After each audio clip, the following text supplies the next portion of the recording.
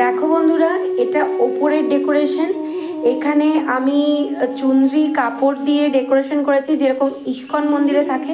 এখানে দেখো একটা মিরর লাগানো আছে। এটা আমার গোপাল সোনাদের স্নানের পরে আমি যে মুখ দর্শন করাই, সেই জন্য আমি এখানে এটা লাগিয়েছি। আর এখানে দেখো আমার গোপাল সোনাদের ডেলি ইউজের যে জামা কাপড়গুলো, সেগুলো আমি এর মধ্যে রেখেছি। তোমাদেরকে দেখাই অ্যারেঞ্জ কিভাবে আমি করেছি। এ দেখো, এটা আমার লাড্ডু সোনার ড্রয়ার। এটাতে ওদের জুয়েলারি, মুকুট আর পাগড়ি আছে। এটাতে আমার গোপাই সোনা, গোপু সোনার জামা কাপড় আছে। এটাতে আছে আমার লাল্লা সোনার।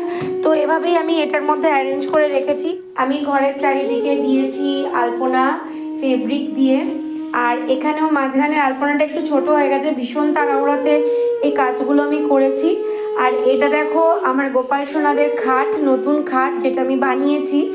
আর এটা রঙও হয়ে গেছে, শুধু খাটটা একটু ডেকোরেশন করব, বিছানাপত্র বাঁধবো।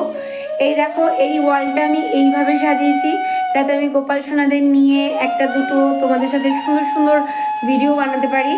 আর এখানে একটা জানলা আছে, তাই একটা পিঙ্ক কালারের আমি পর্দা দিয়েছি উপরে ফ্লাওয়ারগুলোর সাথে ম্যাচ করে। এই পাশে থাকবে আমার রাধা রানী, আমার মাধব এবং আমার লক্ষ্মী নারায়ণ, সব ভগবানদের আমি এখানে রাখবো। আর এই ড্রয়ারগুলোতেও ভগবানের প্রয়োজনীয় জিনিস রাখা থাকবে।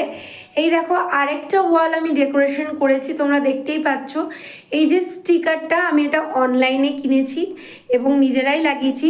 পুরো ফ্লাওয়ারের যে ডেকোরেশনটা দেখছো বন্ধুরা, এগুলো কিন্তু আমাদের নিজেদের হাতে করা, আমরা নিজেরাই ডেকোরেশন করেছি। ডেকোরেশনের কাজটা আমার করতে ভীষণ ভালো লাগে, কারণ আমি ঠাকুরের ড্রেস বানাই, তো একটু আইডিয়া আমার আছে। আর এই ড্রপটা আর এই গ্রাসের যে ব্যাকগ্রাউন্ডটা দেখছো, এটা মিস্ত্রি লাগিয়ে গেছে। আর বাকি যত ফ্লাওয়ারের ডেকোরেশন, এটা আমরাই করেছি।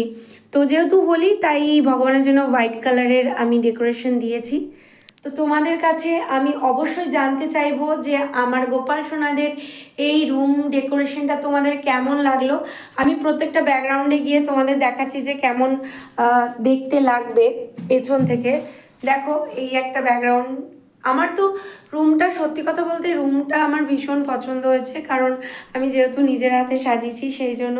তো তোমরা কিন্তু কমেন্ট করে জানাতে ভুলো না আমার মন্দির কীরকম সেজেছে। রাধে রাধে, তোমরা সকলে ভালো থেকো বন্ধুরা। আর দোলযাত্রার প্রীতি শুভেচ্ছা রইল তোমাদের সকলকে।